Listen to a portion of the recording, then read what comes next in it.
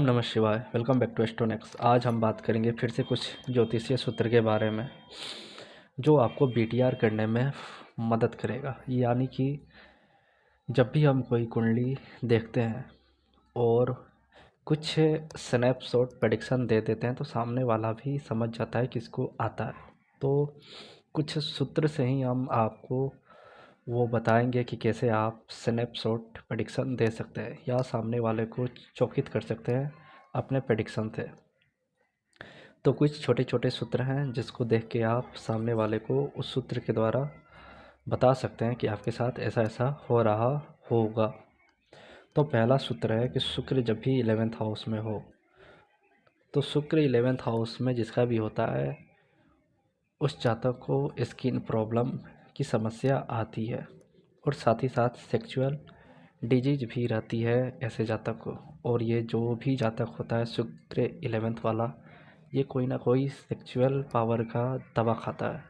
यानी कोई ना कोई दवा ये हमेशा लेता रहता है जिसका भी शुक्र 11th हाउस में होता है।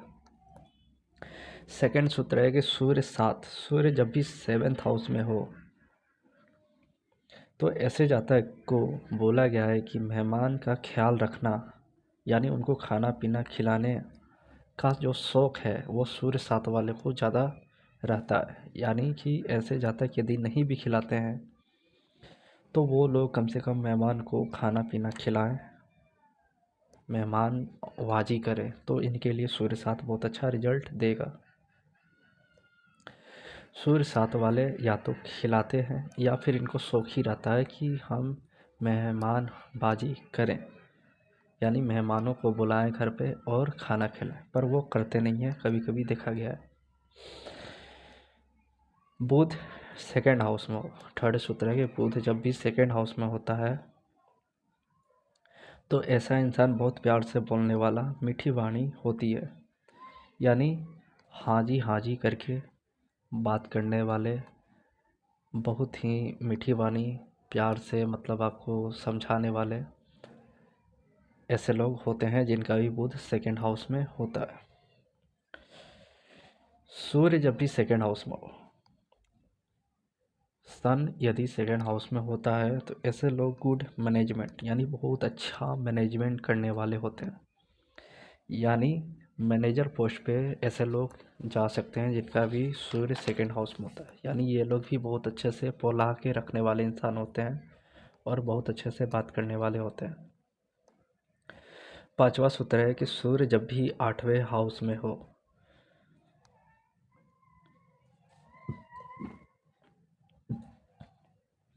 सूर्य 8वें हाउस में हो तो टेक्निकल नॉलेज रखता है इंसान। भले ही ये काम कोई भी करता हो, मतलब कोई भी दूसरा जॉब भी करता हो, पर सूर्य 8 वाला टेक्निकल नॉलेज अवश्य रखता है, यानी कुछ ना कुछ रिसर्च टेक्निकल काम या कुछ ना कुछ टेक्निकल चीज़ से जुड़ा हुआ रहता है। इसको मज़ा आता है इलेक्ट्रॉनिक टेक्निकल चीज़ों को देखने में, जानने में या उसको बनाने में। सातवां सूत्र है कि शनि जब भी 8वें घर में हो तो ऐसे जातक को पैरों के दर्द रहते हैं, यानी पैरों में हमेशा इसको कुछ ना कुछ दर्द बना रहता है, पैरों में कुछ ना कुछ दर्द महसूस होता है जिनका भी शनि 8वें घर में होता है। आठवां सूत्र है कि चंद्र जब भी फर्स्ट हाउस में हो तो ऐसे जातक को हरी सब्जी खाने का शौकीन बनाता है।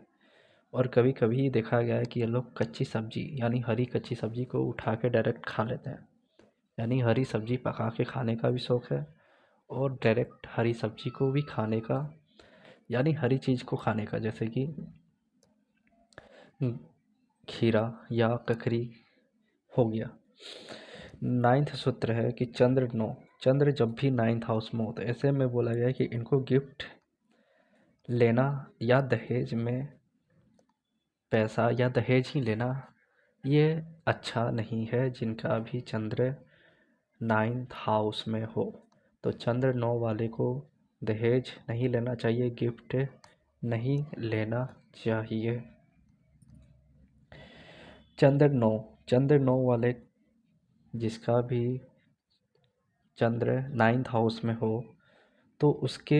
पर्स में चांदी का सिक्का होगा, यानी कि या तो उसके खुद के पर्स में हो या घर में कोई पर्स रखा हो, उसके अंदर चांदी का सिक्का पड़ा होगा जिसका भी चंद्र 9 में हो। शुक्र 10 वाले के स्पाउस यानी कि पत्नी को मेकअप का बहुत ज़्यादा शौक होता है। शुक्र 10th हाउस वाले के पत्नी को मेकअप करने का शौक होता है और हो सकता है वो ब्यूटी पार्लर या फिर ब्यूटिशियन के पास बहुत ज़्यादा जाती हो या खुद भी ब्यूटी पार्लर का काम करती हो। शुक्र 10 जिसका भी हो लेडीज़ के चार्ट में। 12वां सूत्र है कि शनि सेकेंड हाउस। शनि जब भी सेकेंड हाउस में होता है तो जातक के गले में खराबियाँ हमेशा रहती है, गला फंसता रहता है, खांसी रहेगी और गले में कुछ ना कुछ प्रॉब्लम आती रहती है, यानी कि गले में खसखस या फिर गले से आवाज़ ना निकलना, भारी हो जाना। चंद्र केतु जब भी साथ हो या आमने सामने भी हो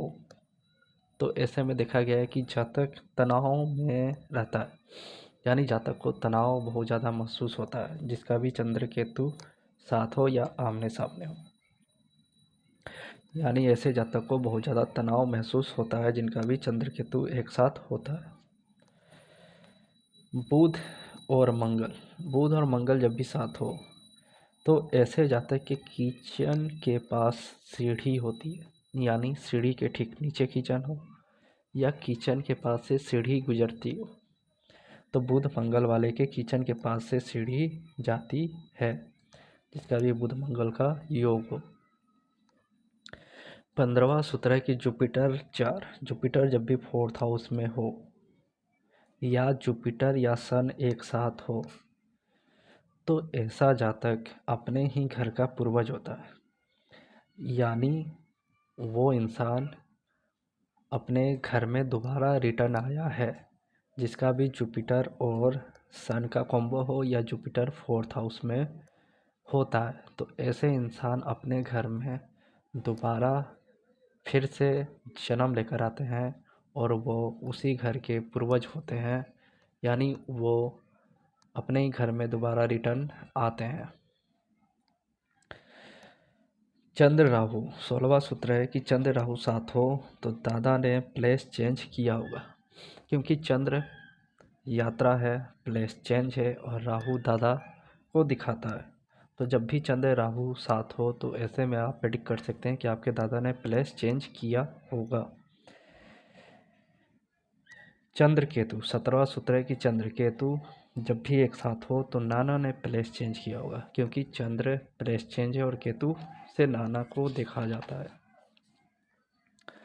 18वां सूत्र है कि मंगल जब भी 12 हाउस में हो तो पिता या चाचा को गाली बकने की आदत होगी, यानी वो बात बात पे गाली देते होंगे जिनका भी मंगल 12वें घर में होता है। तो मंगल 12 वाले पिता या चाचा गाली देते हैं जिस भी जातक का मंगल 12वें भाव में हो। राहु 7th हाउस में जिसका भी होता है तो जातक की जो स्पाउस होती है वो बीमार रहती है हमेशा। तो राहु 7 वाले का जो भी स्पाउस होता है वो बीमार रहती है या रहता है, तो राहु 7 जातक के पार्टनर को बीमार करता है। 20वां सूत्र है कि शनि राहु जब भी 3rd हाउस में हो तो प्लेटफार्म पर, ट्रेन में पैर फिसलने या पर्स मोबाइल चोरी होने या सामान चोरी होना जीवन में कभी एक बार होगा जो उसको जीवन भर याद रहेगा, क्योंकि शनि राहु से और सूर्य राहु से ट्रेन देखते हैं यानी रेलवे देखते हैं। तो जब भी शनि राहु 3rd हाउस में हो तो प्लेटफार्म पर, ट्रेन में पैर फिसलने, पर्स चोरी होने, मोबाइल चोरी होने या सामान चोरी होने का एक संकेत देता है जिसका भी शनि राहु 3rd हाउस में होता है। राहु 5 21वां सूत्र है कि राहु जब भी 5th हाउस में हो, राहु जब भी 5th हाउस में होता है तो ठीक घर के सामने खंभा होता है, यानी बिजली का खंभा या कोई भी पिलर जैसा खंभा जैसा कुछ ना कुछ होता है राहु 5 वाले के ठीक घर के सामने।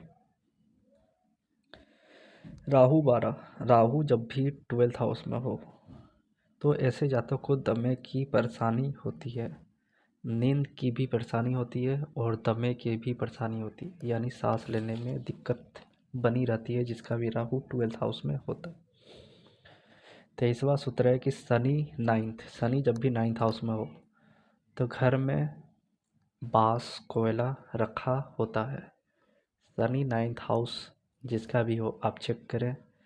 कि उसके घर में क्या बांस और कोयले पड़े हैं छत पर या घर के सेंटर में, तो वो चेक करके बता सकते हैं कि शनि 9th हाउस वाले उसके घर में कहीं ना कहीं बांस और कोयले मौजूद होंगे। 24वां सूत्र है कि